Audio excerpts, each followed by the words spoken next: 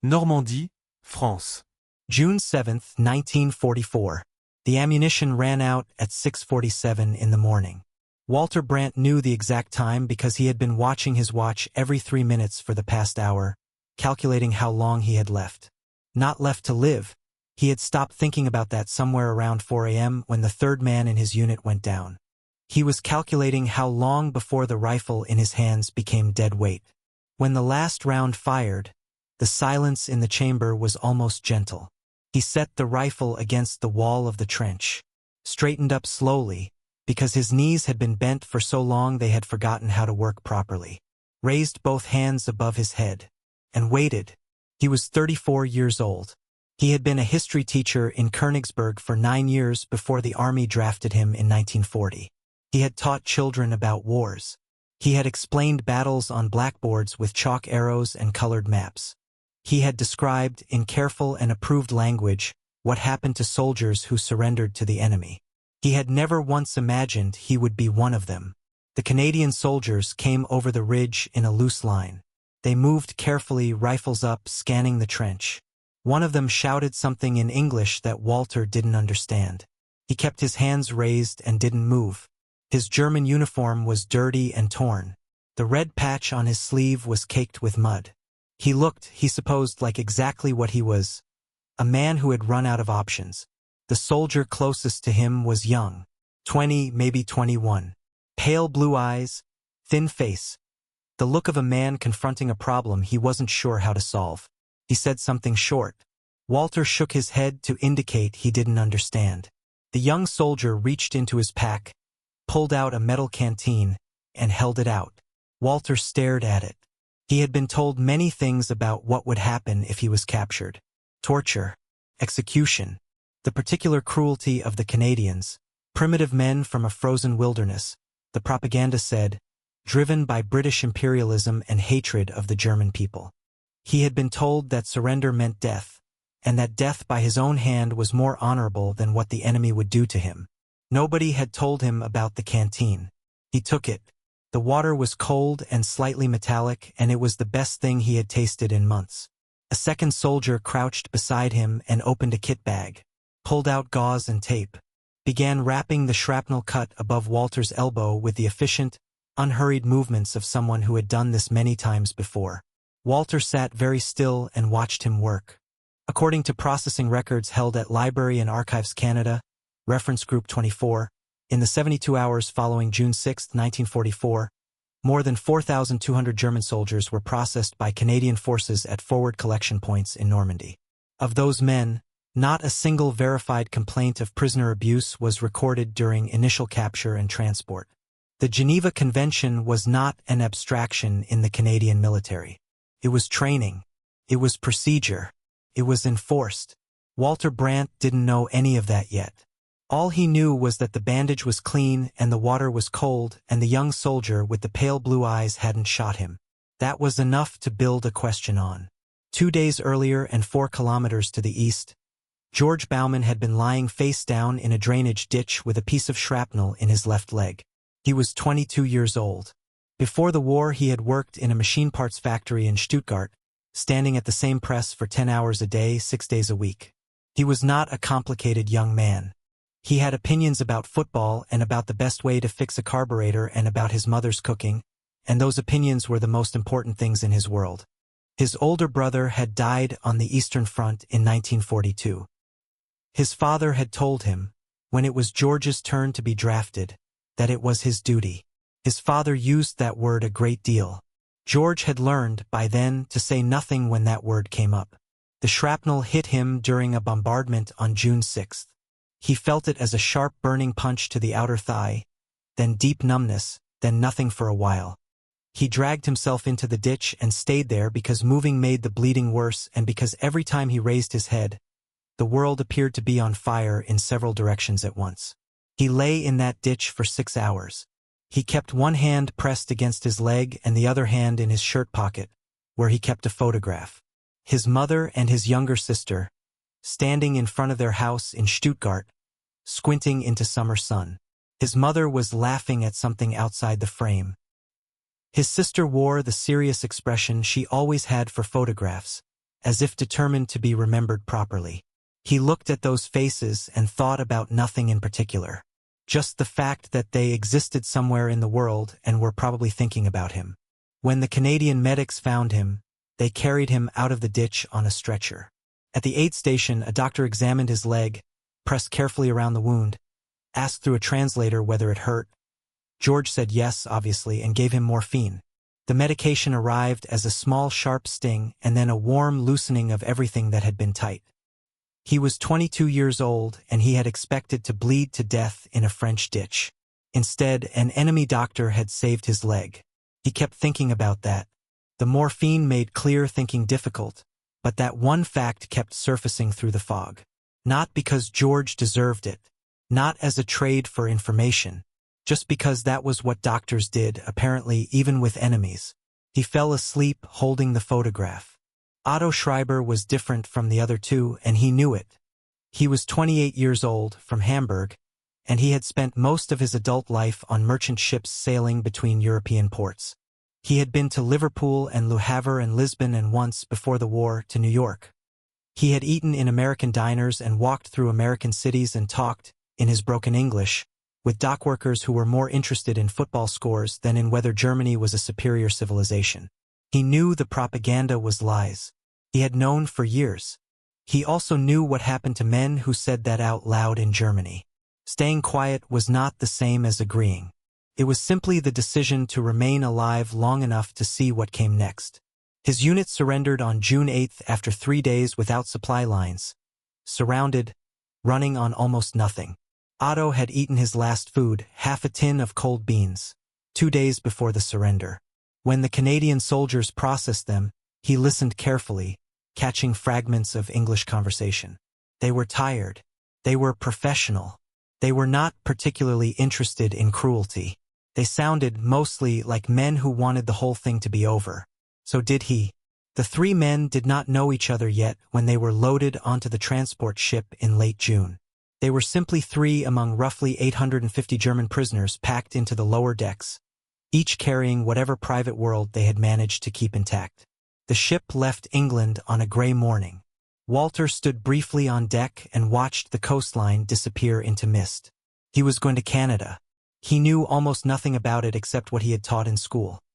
A large country, mostly wilderness, part of the British Empire, and what the propaganda had added. A backward nation of colonial soldiers, culturally primitive, racially inferior. He had no way of knowing that almost everything he had ever been told about Canada was wrong. He went below deck and found a bunk and lay down on a thin mattress that was, he noticed immediately, thicker than anything he had slept on in the past 4 months. The ship moved west into the Atlantic. The engines hummed.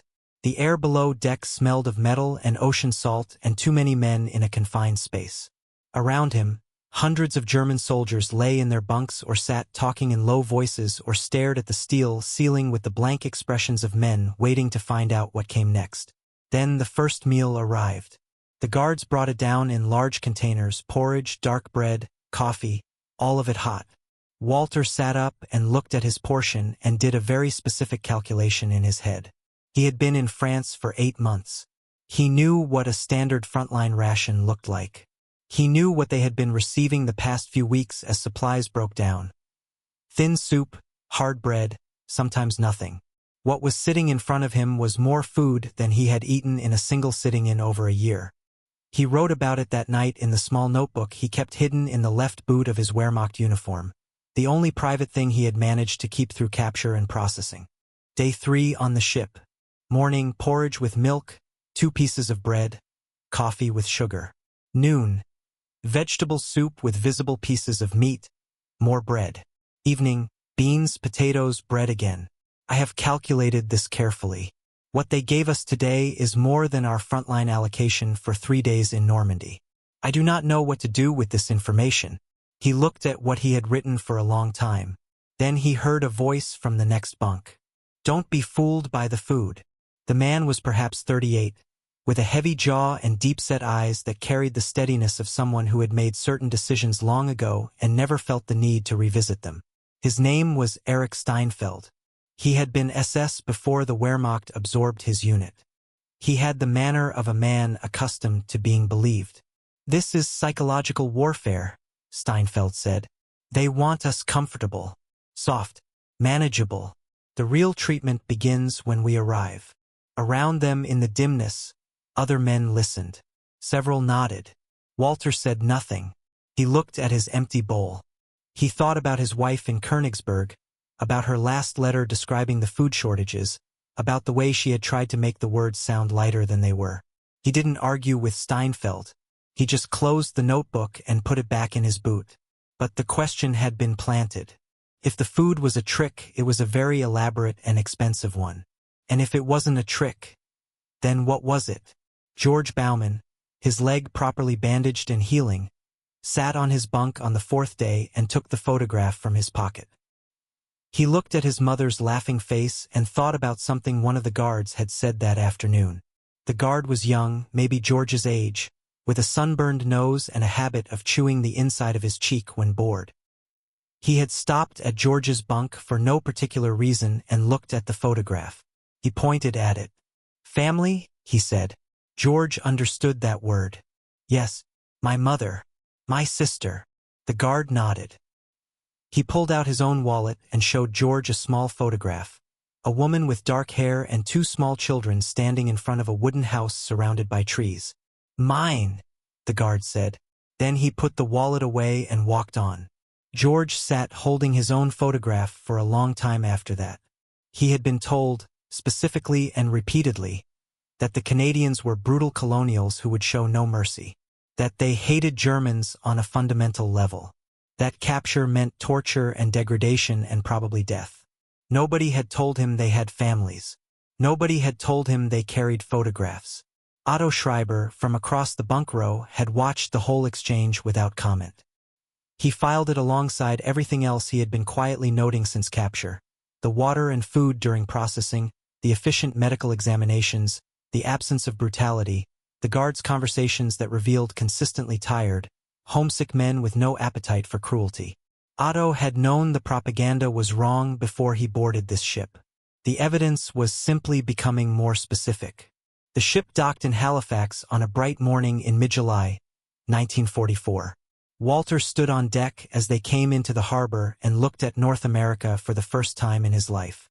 The harbor was full of ships, military and commercial, cranes moving cargo, workers shouting across the docks with the ordinary noise of a port that had not been bombed into silence. Behind the docks, the city rose on a hill, buildings intact, rooflines unbroken against the sky, ordinary civilian life proceeding in all directions. He had not seen an undamaged city in a long time.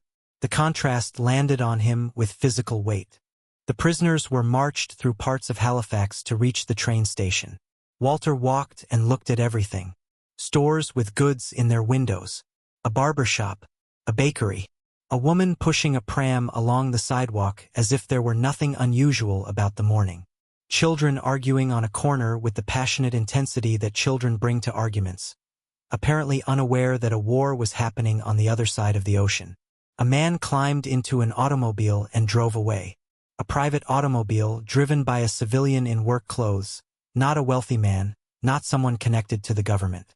He drove away as if owning a car were an ordinary thing.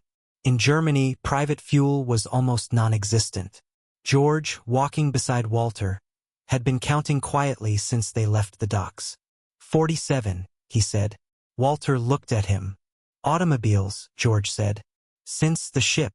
According to the Statistics Canada Agricultural Census of 1941, Ontario alone recorded more than 178,000 functioning farms with combined agricultural output that had not declined a single percentage point since the war began. The Canadian industrial sector was operating at full capacity.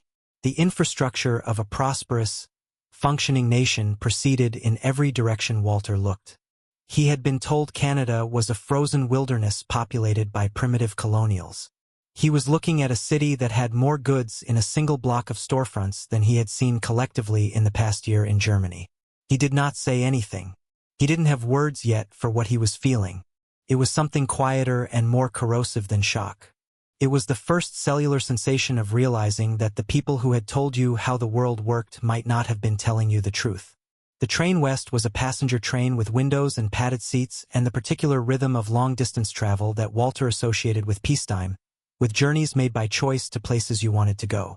He sat by the window and watched Ontario unspool outside. Forest, dense and seemingly endless, but not hostile, just large the way land out here was simply large. Then farmland in wide organized sections, fields of corn standing tall in summer heat, dairy cattle in green pastures. Then small towns, each with a church steeple and tidy streets and the appearance of communities built carefully and maintained with care. Everything worked. That was the phrase that kept forming in his mind. At one stop, Canadian soldiers boarded heading to a training base further west. They were well-fed, well-equipped, joking with each other with the ease of men who were confident in their situation. They looked at the German prisoners with mild curiosity and then mostly ignored them. They did not look like men who were losing. Walter wrote in his notebook, "The train has padded seats. The guards brought sandwiches, apples, coffee. I watched Ontario pass for 3 hours. Nothing destroyed. Everything functioning. I have counted the gap between what I was told and what I am seeing, and it is not a small gap. It is the distance between one world and another. Which world is real?" He stopped writing and looked out the window.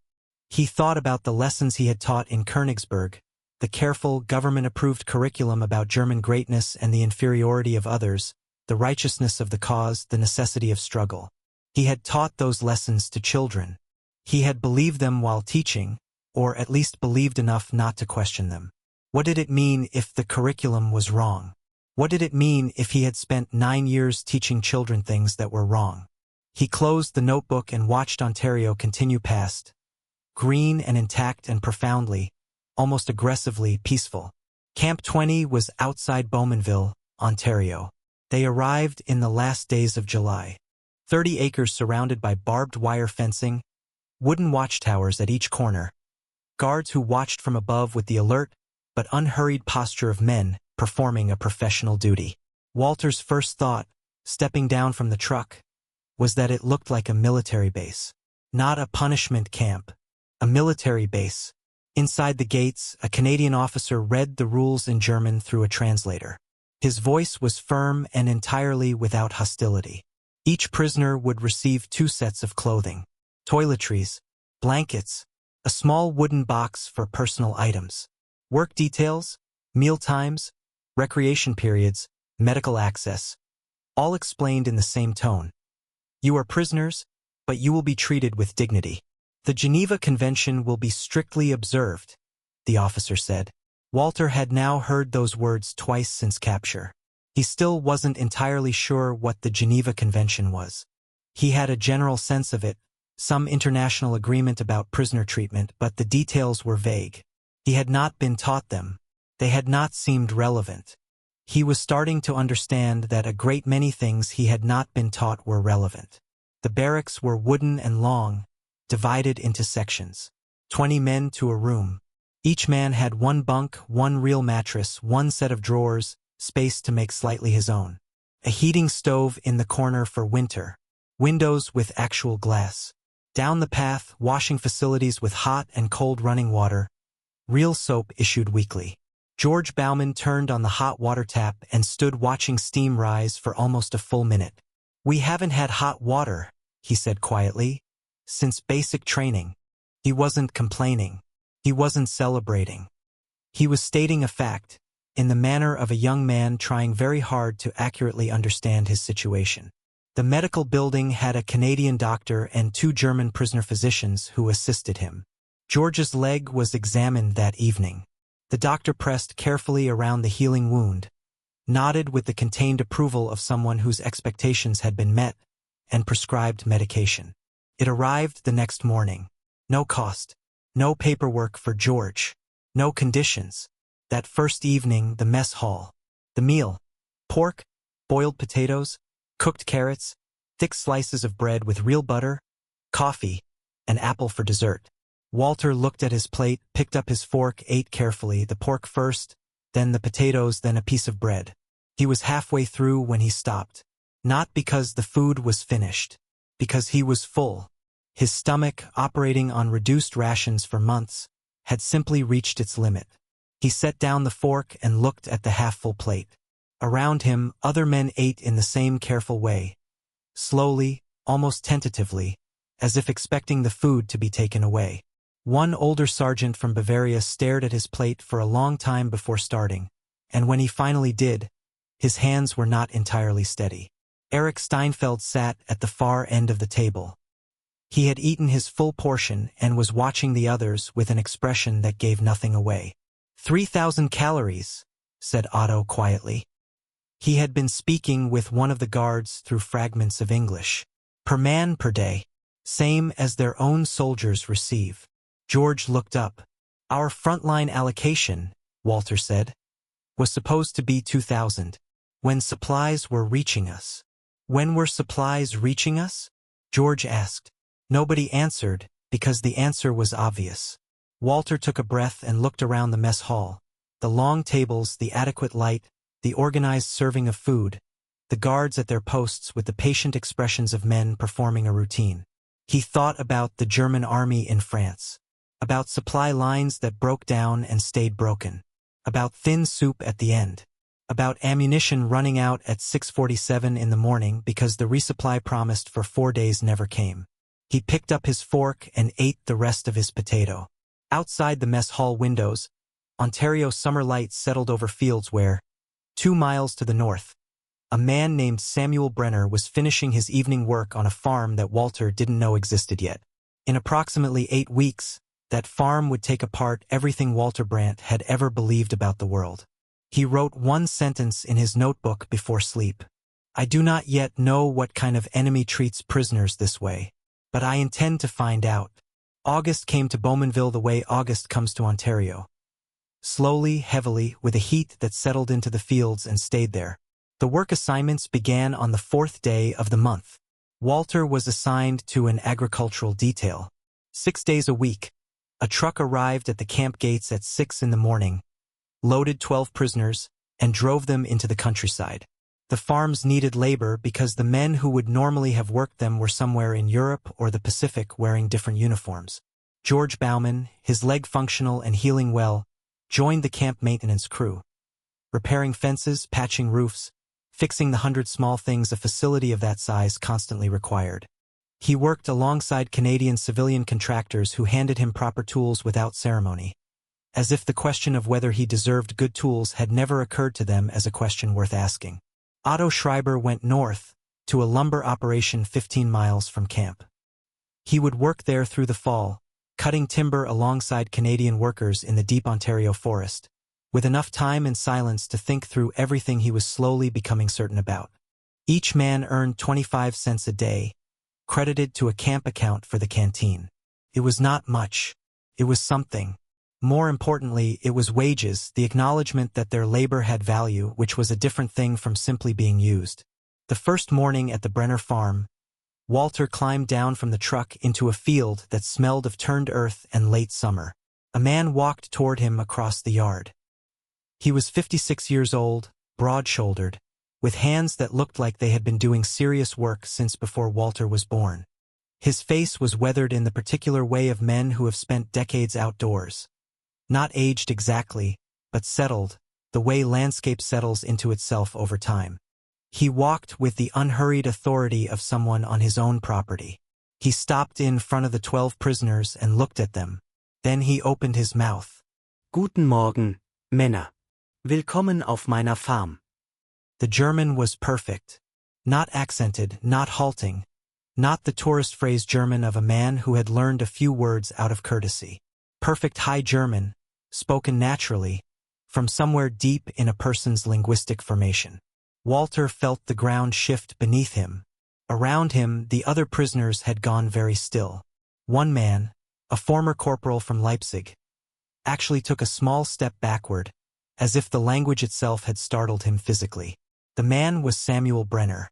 He owned this farm, he explained in the same easy German. He walked them through the dairy barn, the grain fields ready for cutting, the storage buildings, the equipment. He explained the work clearly and answered questions. He seemed entirely comfortable with the situation. During the noon break, when Anna Brenner brought food out to the workers, thick sandwiches, cold water, Apples. Walter finally found his voice. "How do you speak German?" he asked. Samuel sat down on a fence rail and told him. His family were Mennonites, a religious community that had lived for generations in German-speaking colonies along the Black Sea, in the Russian Empire. They had maintained their language, culture, and faith through generations of Russian indifference and occasional hostility.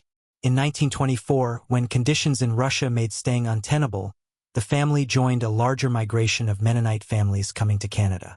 According to records held by the Canadian Mennonite Board of Colonization in Winnipeg, 20,201 German-Russian Mennonites arrived in Canada between 1923 and 1930. They settled in Ontario, Manitoba, Saskatchewan. They built communities. They farmed. They kept German alive at the dinner table while their children learned English in Canadian schools. Nobody had told them to stop speaking German. Nobody had come to their farms to explain that their culture made them suspicious. They had simply arrived and built and stayed. "There are perhaps 200,000 German speakers in Canada," Samuel said, in the tone of a man conveying a simple factual matter. "Maybe more. We are not a minority in hiding. We are part of this country." Walter looked at the 200 acres of well-maintained farmland around him. The solid farmhouse, the modern equipment in the barn, the university textbooks visible on a shelf through the open kitchen window. He thought about the Nazi propaganda he had absorbed for years, the insistence that Germans living outside the Reich were oppressed minorities, culturally strangled, yearning to be reunited with the fatherland that would restore their dignity. Samuel Brenner did not look like a man whose dignity needed restoring. "Did you ever want to go back?" Walter asked. "To Germany?" Samuel considered this with the careful honesty of a man who has thought about the question before. "My father left Russia to escape a government that told him what to believe and punished him when he believed differently," Samuel said. "I have never understood why he would want to find another government that did the same." He stood up from the fence rail and picked up a pitchfork. "Come? The hay won't move itself." Walter worked through those August days with his hands and watched everything else with his mind. He watched Samuel run a 200-acre operation with the systematic competence of a man who understood every part of his own system. Equipment maintained because maintained equipment lasted. Soil rotated because rotated soil kept producing. Records kept because records told you what you knew and what you didn't. Nothing done carelessly. He thought about the German army in France, about the systematic failures he had watched accumulate, supply lines built without redundancy, equipment maintained poorly because replacement was theoretically easier than repair, decisions made by distant officers who didn't understand local conditions and didn't want to be told about them.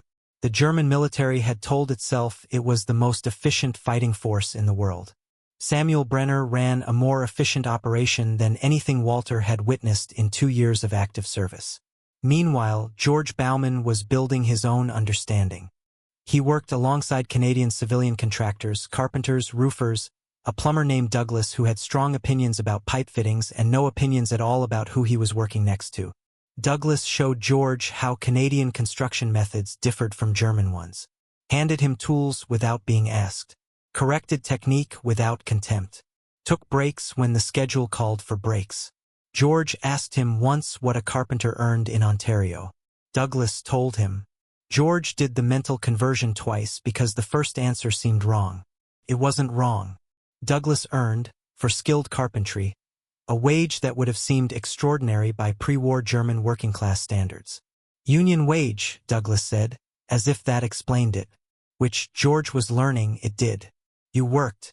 You were paid. The system functioned. The floor was set and enforced and reliable. George thought about his father in Stuttgart, who had worked in manufacturing for 20 years and been laid off 3 times by economic disasters and the political chaos those disasters produced. He thought about their cramped apartment, the careful management of every expenditure. He carried that knowledge the way practical men carry useful information, not as ideology but as evidence. The system here worked because the people inside it were treated as if their work had value. That was not a complicated idea. It was simply one he had never seen consistently applied before. That evening, in the barracks, he wrote to his sister in Stuttgart for the first time since capture. He couldn't describe the camp or the work or the food, because all of that was censored. He wrote only, "I am well. I am learning things. Save this letter, I will explain it properly when I come home." In the lumber camp to the north, Otto Schreiber was doing what he always did, watching, listening, building toward a conclusion. He worked next to a Canadian named Frederick Alderman. 43 years old, heavy-set, sawdust perpetually in his eyebrows, a habit of singing under his breath while he worked. His grandfather had come from Bavaria in 1903. The family still spoke some German at home, though Frederick's children had grown up primarily in English. One afternoon, Frederick heard Otto speaking German to another prisoner and responded in German. Not perfect, with gaps where vocabulary had eroded across generations, but unmistakably German. Otto stopped mid-sentence. Frederick grinned. My grandfather would be appalled. He spoke it properly. His grandfather had been a farmer in Bavaria who fought in the Franco-Prussian War of 1870 and came home with a limp and a profound distaste for military solutions. When his sons came of age in the early 1900s, he brought the family to Canada rather than watch them be conscripted into whatever the Kaiser had planned next. My grandfather killed Frenchmen for German glory, Frederick said, falling back into English because his German wasn't carrying the weight of what he wanted to say. My father planted wheat for Canadian bread. My sons are fighting in this war for Canada. Not for Germany, not for glory. For the place they live. For the people they know. He picked up his saw and got back to work. I think my grandfather made the right choice. Even with the limp. Otto worked in silence for a long time after that. The trees came down around him in the methodical progression of organized forestry, and he thought about loyalty, how it had been defined for him his entire life as loyalty to the nation, to blood and soil and fatherland. He had never quite believed it, had always felt the ideology slide off him like water off oilskin, but he had also never found a clear alternative to put in its place. Frederick Alderman's family had found one. You work the land. You educate your children. You participate in the community you actually live in. You are loyal to the people who depend on you and to the institutions that protect them. You measure your life by what you build, not by what you're willing to destroy. It was not a complicated philosophy. Otto suspected that was exactly why it worked. September arrived, and with it a letter. Walter had been writing to his wife in Königsberg since August carefully, in the constrained language of a man who understood he was being read. Her response came in the third week of September. She had written it in their own private shorthand, the compressed, elusive language of a long marriage, where meaning travels between sentences rather than inside them. She described the neighborhood. She mentioned Father Wilhelm, who had said something in a sermon that caused difficulty, and who had consequently been taken away for what she called a conversation with the relevant authorities, from which he had not returned. She described the family down the street, the Rosenthals who had lived there since before Walter was born, and mentioned that their house was empty now, that the family had relocated, that nobody seemed to know precisely where. She wrote it as routine neighborhood news. Her handwriting was steady and her sentences were grammatically correct, and absolutely nothing about the surface of the letter indicated distress. Walter read it twice. Then he sat on his bunk for a long time. The Rosenthals had 3 children. The youngest was 8 years old. Walter had taught the oldest, a serious, mathematically gifted boy in his 3rd year of teaching. An exceptionally good student who used to stay after class with questions, real questions, the kind that came from a mind genuinely trying to understand something. He thought about what relocated meant. He had been in the Wehrmacht for 4 years. He knew what certain bureaucratic words meant in certain contexts. He put the letter in his wooden box and went to find Otto. September 24th was clear and golden, the kind of autumn day Ontario produced with what felt like deliberate extravagance. Maples turned orange and red and gold along the roads, the sky a hard, clean blue, the air carrying the mineral sharpness of a season changing its mind about warmth.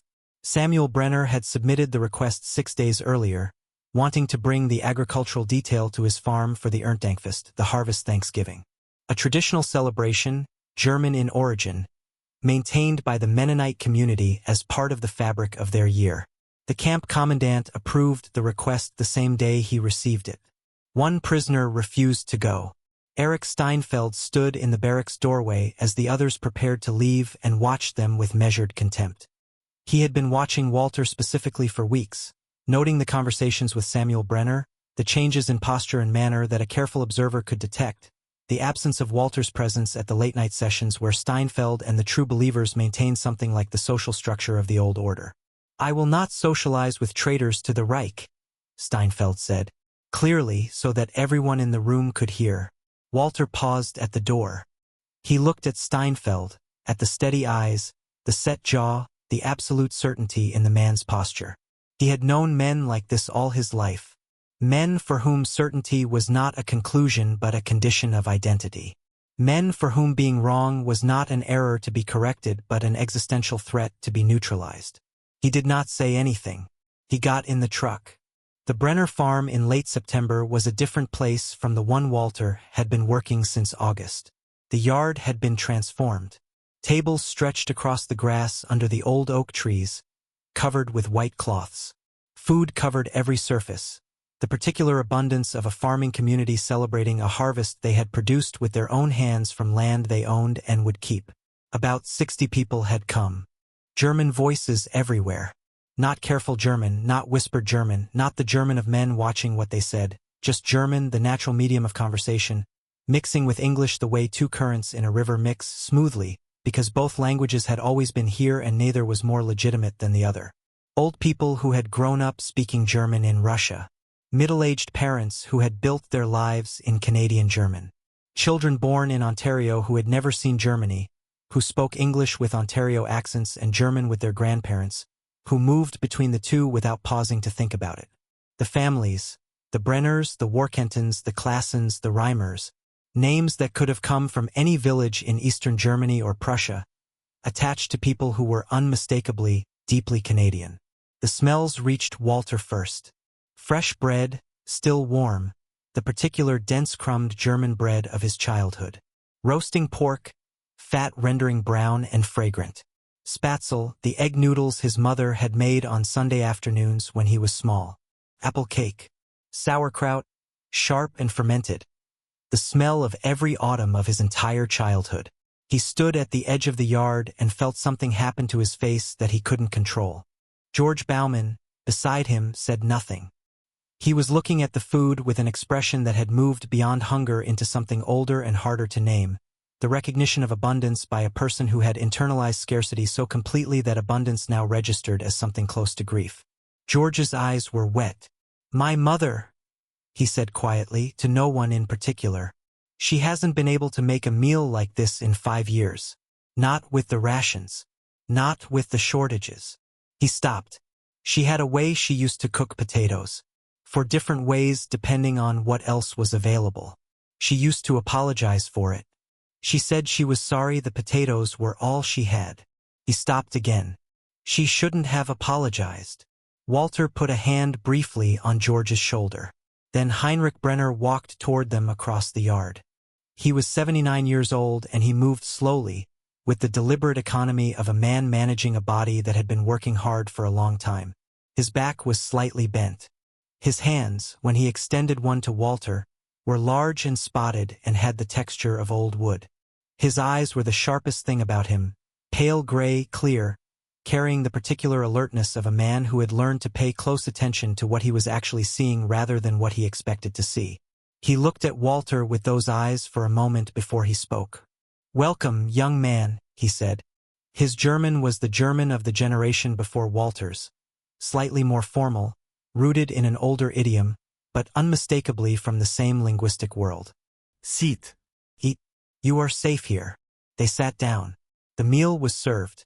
Walter ate slowly, consciously, paying attention to each thing the way he hadn't eaten since before the war. The roast pork, the dark bread with butter, the spätzle, which tasted so precisely like his mother's that he had to look away from the table for a moment.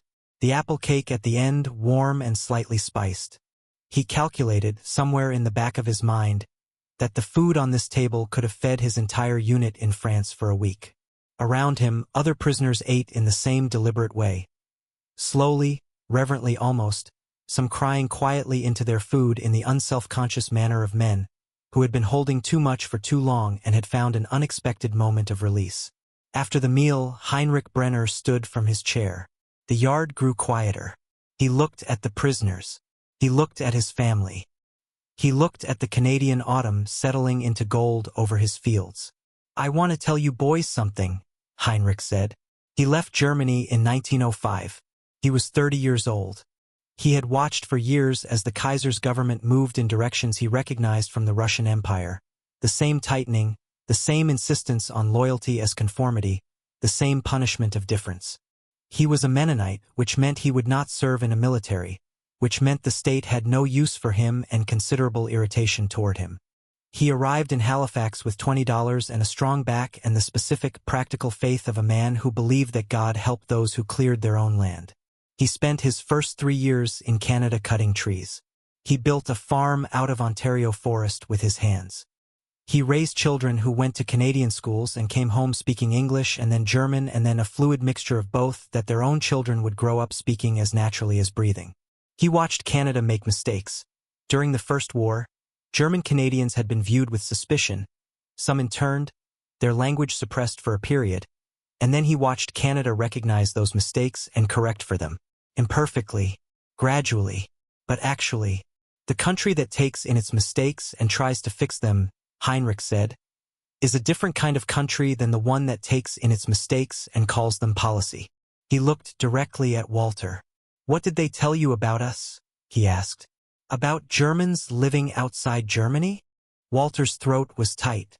He answered honestly, "That you were oppressed, that you suffered, that you yearned to return to the fatherland." Heinrich was quiet for a moment. "Return," he said. The word came out with a weight that was not quite bitterness and not quite grief.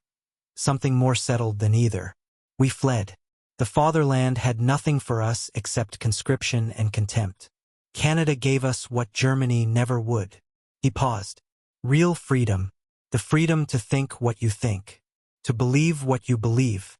To build your own life without asking someone's permission first." He sat back down. Walter sat very still.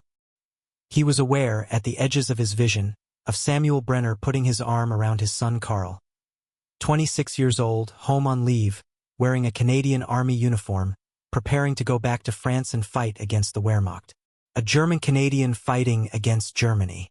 Not out of hatred, out of loyalty to the place and the people he actually belonged to. Then Anna Brenner sat down beside Walter with the quiet, unhurried movement of someone who has recognized a particular kind of distress.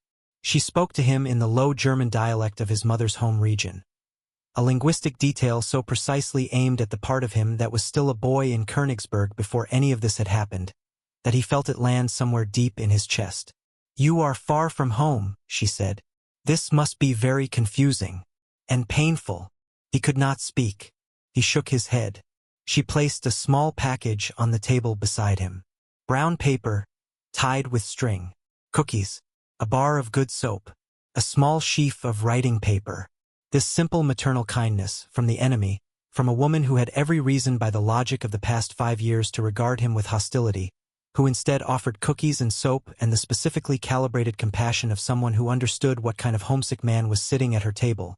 This undid something in him that months of fair treatment had been slowly loosening. He wept. Not quietly, not carefully, not with any of the controlled restraint that 4 years of military life had trained into him. He sat in Samuel Brenner's yard on September 24, 1944, and wept with the complete abandon of a man whose internal structures have simply given way, all at once, without warning. The ideology did not crack. Collapsed. The truck ride back to Camp 20 was quiet. The 12 prisoners sat in the truck bed and watched the Ontario countryside go past in late afternoon light. Nobody said very much. Something had happened at the Brenner farm that most of them did not yet have language for. Walter looked at his hands in his lap. He thought about the Rosenthals from his wife's letter. He thought about Father Wilhelm. He thought about the 8-year-old Rosenthal boy and the mathematically gifted older one he had taught. He thought about wearing the uniform that was part of the system that had taken them. He thought, if they lied about Canada, and if they lied about the Germans living here, how many other lies were there and how large were they? He already knew the answer. He had known it in the peripheral way that people know things they are not yet prepared to face for quite some time. The Erntedankfest had simply removed the last reason to pretend otherwise. Erich Steinfeld was waiting in the barracks when they returned. He looked at the 12 men coming back through the camp gates with the expression of someone examining evidence that will confirm a conclusion he has already reached. He watched their faces. He was very good at reading faces. He looked at Walter last. "Well," he said, "was it propaganda?" The barracks was quiet. Everyone listening, in the specific way people listen when they understand that an answer will determine something important. Walter looked at Steinfeld, at the flat, certain eyes, at the posture of a man who had organized his entire internal world around a fixed point and was prepared to defend that point by any means available. "No," Walter said. "It was the truth." Steinfeld took one step forward. His voice dropped to the register of a genuine threat. "I have a list," he said. "Your name is at the top of it. After this war, and this war is not over, there will be a reckoning for men like you." Other prisoners moved between them before anything physical could happen. Guards appeared within seconds. Walter was moved to different barracks the following morning, for his own safety. His new quarters held mostly questioners and the quietly changed. Men who had worked on Canadian farms, spoken with German-Canadian families, read the uncensored newspapers. Samuel occasionally slipped into the work truck and arrived at their own versions of the same conclusion. He was safer there. He was also, for the first time since capture, somewhere close to at peace. 3 weeks later, in the second week of October, George Baumann received a letter from his sister in Stuttgart. Their father had been killed on October 12th. A bomb during the night. He had been sheltering in the building's basement, which had not been enough. George sat on his bunk holding the letter for a long time without moving. Walter sat beside him without speaking, because there was nothing to say that would carry the weight of what needed to be said, and saying something light would be worse than saying nothing. Eventually George spoke. He believed in it, he said. He wasn't crying. He was somewhere past crying, in the flat, clear territory on the other side. He believed it was right. He told me it was my duty. He genuinely believed. He folded the letter carefully and put it in the pocket with the photograph. "He died for something that wasn't true," George said. "And he never got to know that." Walter thought about his own father, still alive as far as he knew, still in Königsberg. He thought about what his father believed and what he had taught his son to believe, and what it would mean, eventually, to go home and be a different person than the one who had left. He thought, "I owe the children I taught something better than what I gave them." He didn't know yet exactly what that looked like. He only knew that somewhere in the gap between the world he had been handed and the world he had found himself sitting in, on a farm in Ontario, eating food prepared by a woman who spoke his mother's dialect and offered him cookies because she could see he was in pain. Somewhere in that gap was the rest of his life. He reached into his boot and took out the notebook. He had a great deal to write. Winter came to Camp 20 in November, seriously and without apology. The Ontario cold was cleaner than the damp, penetrating cold of northern Germany. Drier, with a clarity that made distances look deceptively short and turned breath into small visible clouds that disappeared almost before they formed. Snow arrived in the second week of November and stayed, covering the fields and roads and barbed wire fencing in the same impartial white, making the landscape look, for a few hours each morning before the foot traffic began, like something from a world that had no history at all. Walter stood at the barracks window on those mornings and watched the snow and thought about Königsberg, where winter had always carried the weight of a city that knew it was exposed, to weather, to history, to the shifting pressures of geography and empire. He had loved Königsberg winters as a child. He was not sure what he felt about them now, because the city he carried in memory was increasingly a city that might not exist in the form he remembered, and loving something that may have already ended was a strange and effortful thing. December brought the Battle of the Bulge. The news arrived through newspapers the guards posted on the bulletin board each morning, Canadian papers, American wire reports, and censored accounts of the German counteroffensive in the Ardennes. For 3 days in mid-December, the hardliners in Steinfeld's corner of the camp moved with something approaching renewed energy. The counteroffensive was proof. The Reich was not finished. Walter read the reports carefully, every day, with the methodical attention of a history teacher trying to understand what was actually happening rather than what was being claimed. The Allied response was overwhelming. The German advance slowed, stopped, reversed. By late December, the shape of the thing was clear, not to everyone in the camp, but to anyone willing to read the actual numbers, the actual territorial gains and losses, the actual state of German supply lines against American industrial output. The war was not going to turn. The counteroffensive had been the last serious effort, and it had failed. Walter sat with that knowledge through the Christmas celebrations, the carols in German, the special Red Cross meal, the German-Canadian church groups who came with small gifts and genuine warmth, and felt it settle into him with the finality of something that could not be undone. May 7, 1945. The announcement came at 10 in the morning. The camp commandant gathered every prisoner in the main yard and read from a document in a clear, level voice. Germany had surrendered unconditionally. The silence that followed was one of the strangest things Walter had ever experienced. Not the silence of shock, though some of the younger men had that particular blank expression, but a layered silence, carrying different weights for different men. The hardliners stood with the stiff posture of men refusing to let their bodies show what they were feeling. The questioners and the changed stood with something closer to relief, mixed with grief, because the end of the war also meant the full arrival of the question the war had been postponing. What now? George stood beside Walter with his hands in his pockets, looking at nothing in particular. "My father died 7 months before the end," he said quietly. Walter said nothing. "He would have wanted to understand what it all meant," George said. "I want to understand that for him. I owe him that much." 3 days after the surrender, the camp commandant summoned all prisoners to the mess hall. They filed in with the subdued, uncertain manner of people who have been told something important is about to happen and have learned not to assume whether important things will be good or bad. The guards set up a projector screen at one end of the hall. The windows were covered. The room went dark. "You will watch this film," the commandant said. "All of you. No exceptions." The footage was from the liberation of Bergen-Belsen, then Buchenwald, then Dachau. Walter had known, in the abstract, peripheral way that a person can know something without fully knowing it, that terrible things were happening in the camps. His wife's letter about the Rosenthals, relocated, she had written in careful neutral language, had told him something. The absence of Father Wilhelm had told him something. For years in the Wehrmacht had shown him, in fragments and at angles, the edges of something he had not wanted to look at directly. Now there was no angle. There was only the screen. The images were not dramatic in the way wartime photography sometimes makes horror dramatic. They were not staged or composed for effect. They had the terrible flatness of documentation. Bodies stacked with the careless efficiency of a system that had processed so many that individual disposition had ceased to be a consideration. Survivors at wire fences with the wide, unfocused eyes of people whose nervous systems had adapted to a reality that human beings were not designed to adapt to.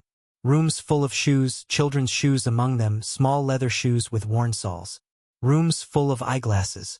Rooms full of the confiscated identity of people who had been systematically reduced to categories and then, within those categories, to nothing at all.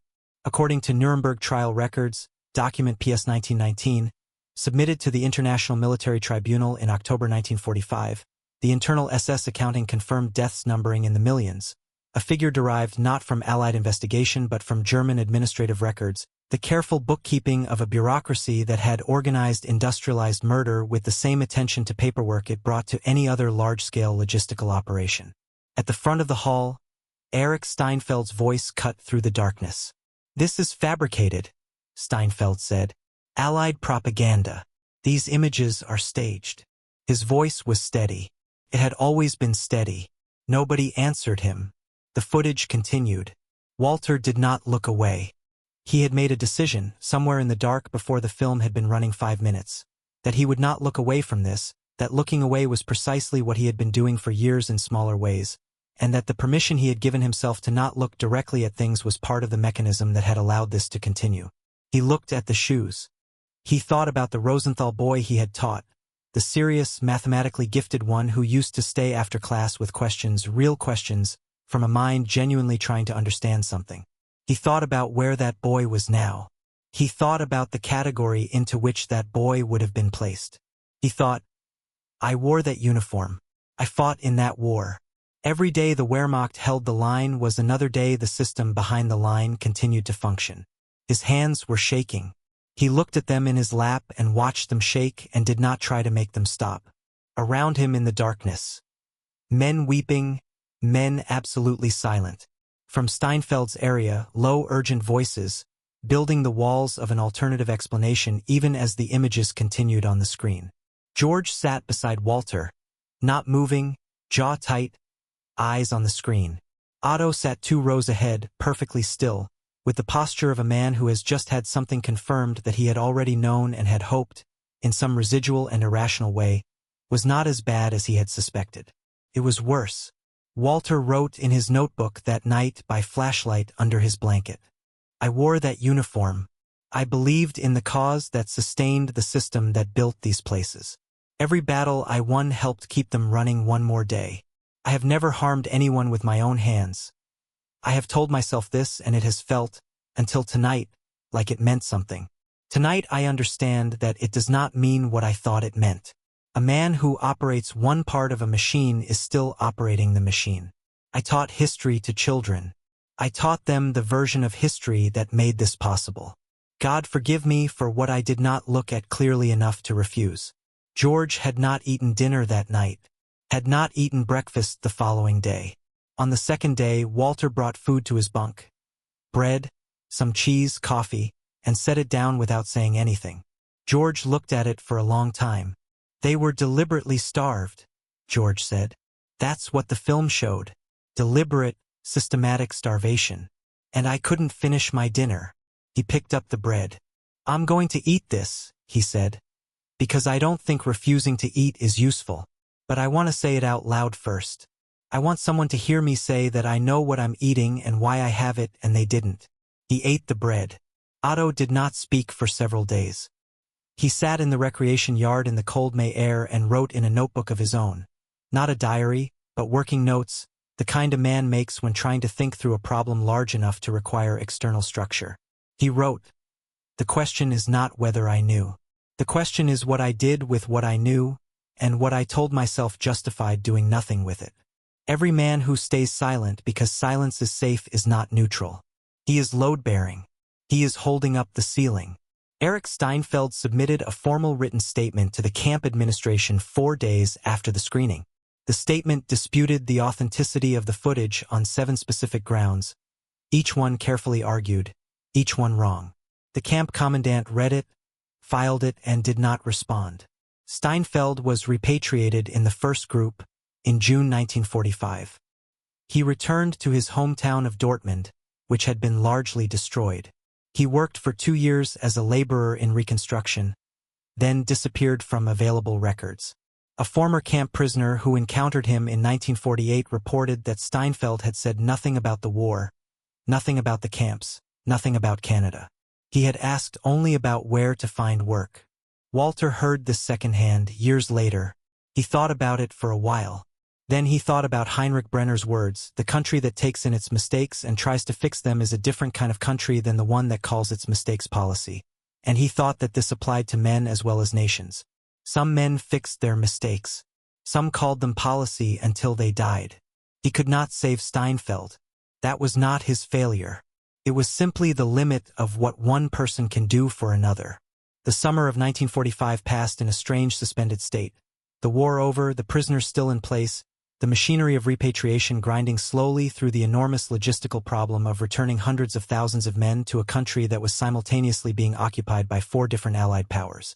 Samuel Brenner came to the camp in July. He sat across from Walter in the visiting room, plain wooden chairs, a guard at a respectful distance, and looked at him with the clear gray eyes that Walter had come to associate with honest attention. "You can stay," Samuel said. "Apply for immigration. There are paths." Walter was quiet for a moment. He genuinely considered it, not as a fantasy but as a real calculation. Canada, the farm, the community, the language that felt like home even though this was not home. The possibility of building a life in a country where the ground was not contaminated by what Germany had done and what Germany now had to reckon with. Against that, his wife, thin and exhausted in Bavaria, waiting. His daughter who had been afraid of him in their last exchange of photographs. His son Martin, 9 years old when Walter was captured, 11 now, who had tried to be the man of the household and had not entirely forgiven Walter for making that necessary. "My family needs me," Walter said. Samuel nodded, as if he had expected this answer and respected it. "Then go home," he said, "and build something worth coming back from." He paused, then placed a folded piece of cloth on the table between them. Walter unfolded it carefully. A small Canadian flag, worn at the edges, weathered from years of flying outside the farmhouse through Ontario winters and summers. "Heinrich wanted you to have this when the time came," Samuel said. "He made me promise to find a way to send it. He passed in 1968. I have been waiting for the right moment since then." Walter held the flag in both hands. He thought about Heinrich standing in his yard on September 24, 1944, telling a roomful of German prisoners that he had left Germany with $20 and built a life his country of origin had been unwilling to let him have. He thought about the old man's eyes, clear, without bitterness, entirely at peace with the choices he had made. He folded the flag carefully and put it in his coat pocket. February 1946. The ship docked at Bremen.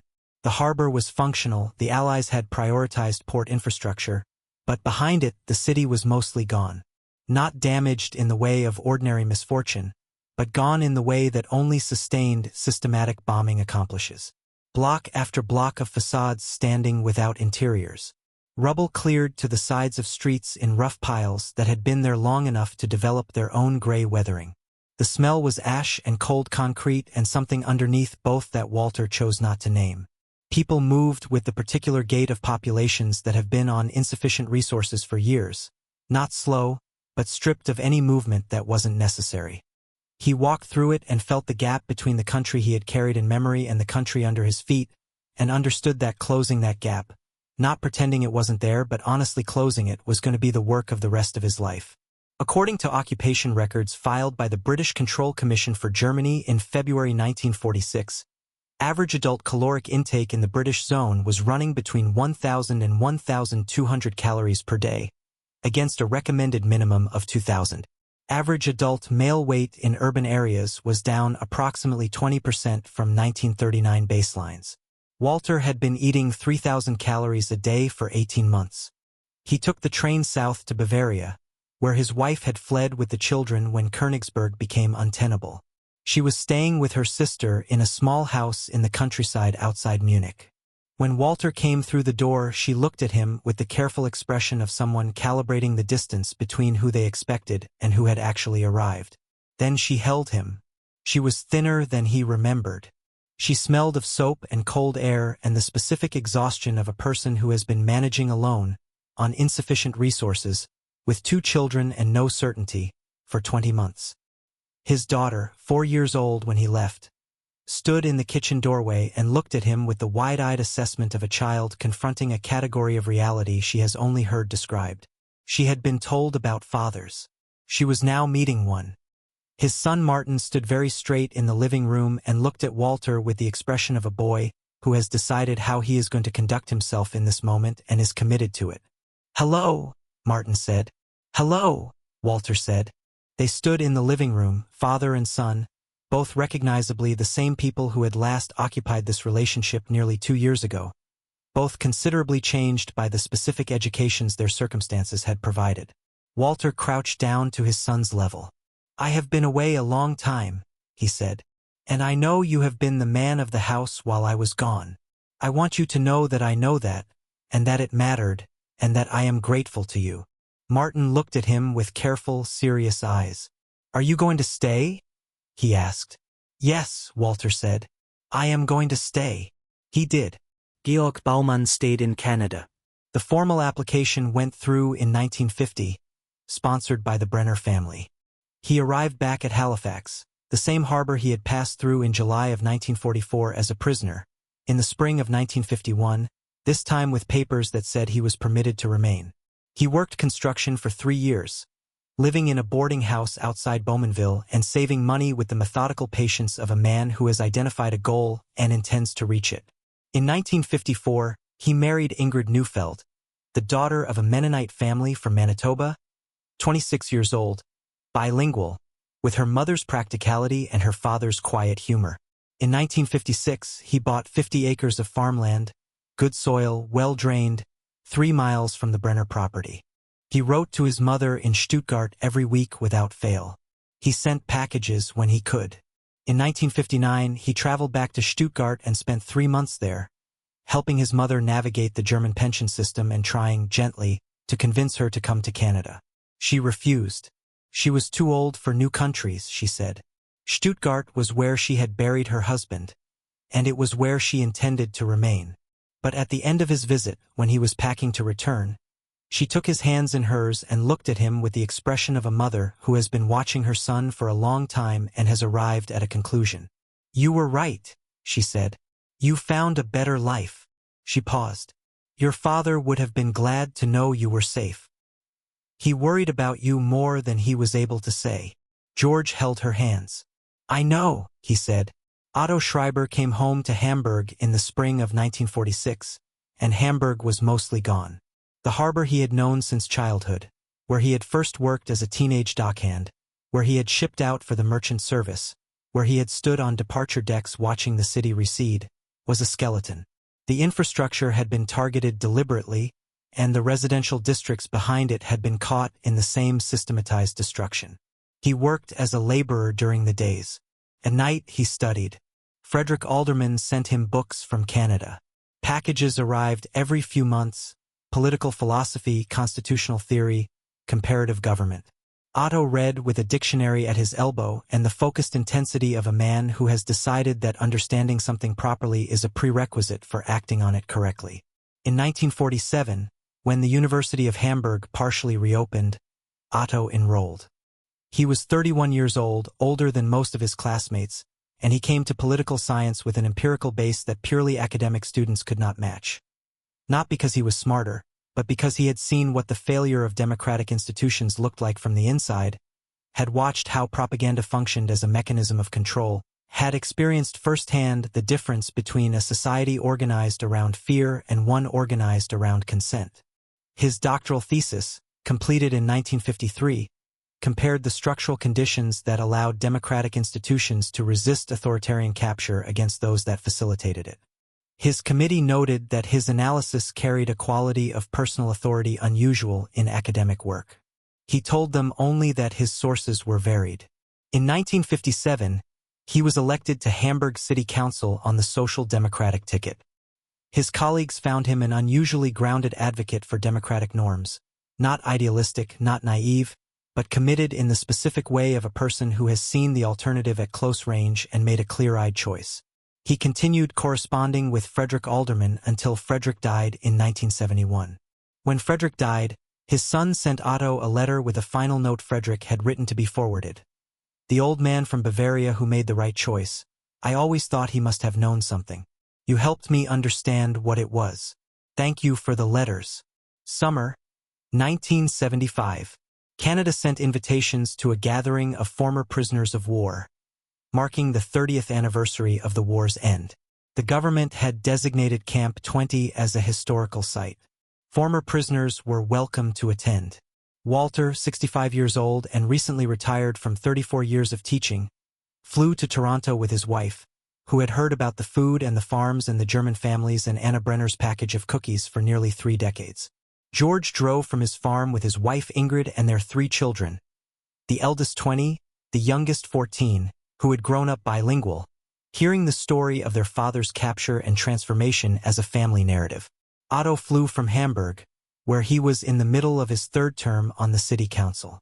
Camp 20 had been converted to a museum. The barbed wire was gone.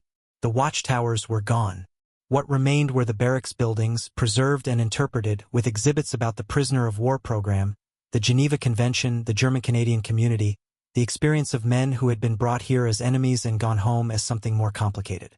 The 3 men walked through the barracks together. They found their names in the original processing ledger, photocopied and framed behind glass. A page from July 1944, the neat administrative handwriting of a Canadian clerk listing names and ranks and processing dates. Brant, Walter. Rank, Gefreiter. Date processed, July 28, 1944. Assigned, agricultural detail. Walter stood in front of it and looked at his own name for a long time. He had been 34 years old. He had been a history teacher from Königsberg who believed what his government told him and had never adequately examined why. He was 65 now. He had been a history teacher in Bavaria for 28 years, a different kind, teaching different things, asking different questions, and he had written a memoir that had generated letters from former students who wanted him to know that something he had taught them had mattered. He took the Canadian flag from his coat pocket and held it in both hands. Samuel Brenner was 87 years old. He arrived at the museum leaning on a cane, with Anna beside him and 3 generations of Brenner family behind them. His back was bent considerably more than it had been in 1944, but he moved with the same unhurried deliberateness, the same settled authority of a man on ground he had worked and owned and earned. Walter walked toward him. Samuel watched him come, and something moved in the old man's face. Not surprise, but recognition. The specific recognition of a relationship maintained across decades and distance and the full weight of historical transformation. They embraced. Walter held on for a moment longer than the occasion strictly required. "You saved more than my life," he said. "You saved what came after."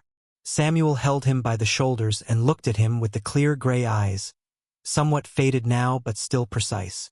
"No," Samuel said. "We reminded you of your own humanity. The rest was your work." George brought his 3 children over. They shook Samuel's hand with the slightly formal courtesy of young people meeting someone their father has spent their entire lives speaking of with reverence. "This is the man who taught me farming," George said. And what a farm was actually for. Anna Brenner, 82 years old, smiled at George with the expression of a woman who remembers a young man at her table and is gratified by what he has become. "You were so thin," she said. "I am considerably less thin now," George said. She laughed. Walter Brandt died in 2003. He was 93 years old. His memorial service was held in the school in Bavaria where he had been principal for 17 years. The hall was full former students, colleagues, people who had read his memoir, his wife of 61 years, his son Martin and daughter and their families. His daughter read the final entry of his diary. June 1944. Captured. September 1944. Freed. I have sometimes been asked which date was more important.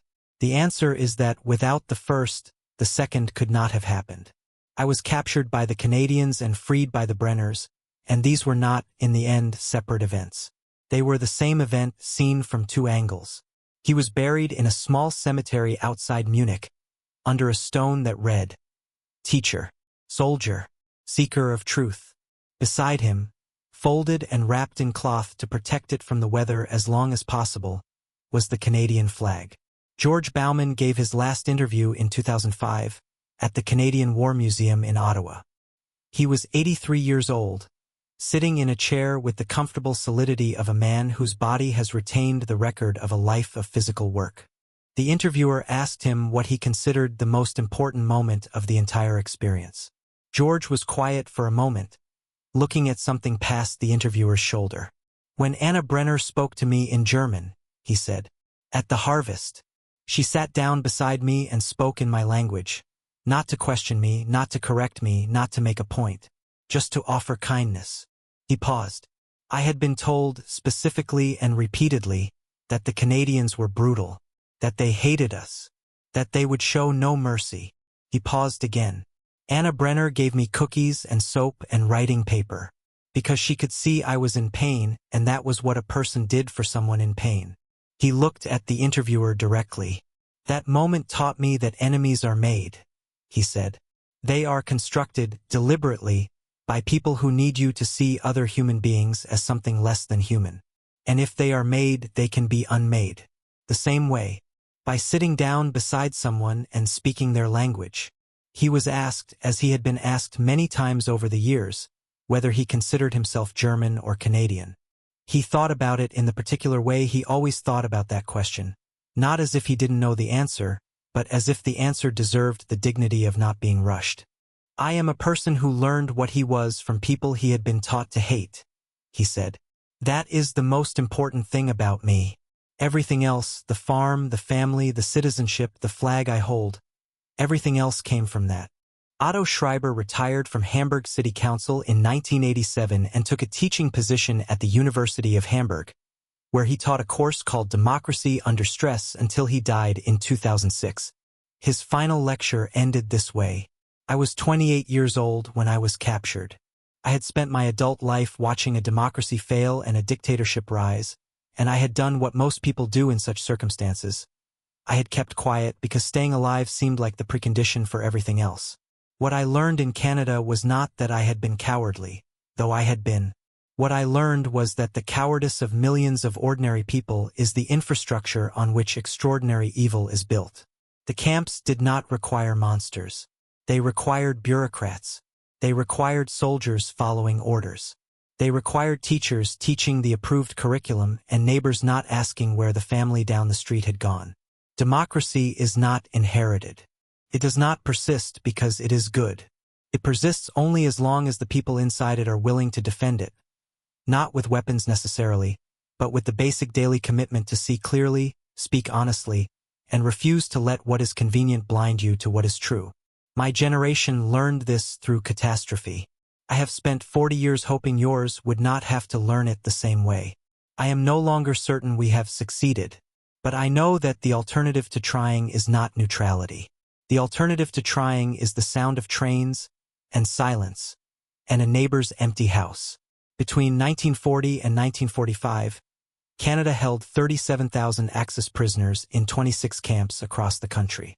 The program operated under Geneva Convention protocols that were, according to International Red Cross inspection reports filed between 1942 and 1945, among the most consistently observed of any nation holding prisoners on either side of the conflict. After the war, 6,000 German former prisoners applied for Canadian immigration. The application cited, consistently, the experience of fair treatment and contact with German-Canadian communities as primary factors in their decision. Their descendants number in the tens of thousands. Camp 20 in Bowmanville, Ontario, was designated a National Historic Site in 1988. The original barracks buildings stand. The processing ledger from 1944 is preserved behind glass. On page 47, in the neat administrative handwriting of a Canadian clerk who was doing his job on a July afternoon in 1944, 3 names appear in sequence: Brandt, Walter; Baumann, Georg; Schreiber, Otto. They came as enemies. They left as men who understood something about freedom that most free men never have occasion to learn. That freedom is not the absence of captivity. That you can be free inside a cage, and captive inside a country that has taught you what to think and punished you for thinking otherwise. That the distance between propaganda and truth is not always a long road. Sometimes it is one farmer standing in a yard, speaking your language. Sometimes it is one old man, handing you a flag, telling you to remember what is possible. Sometimes it is as simple and as hard as that.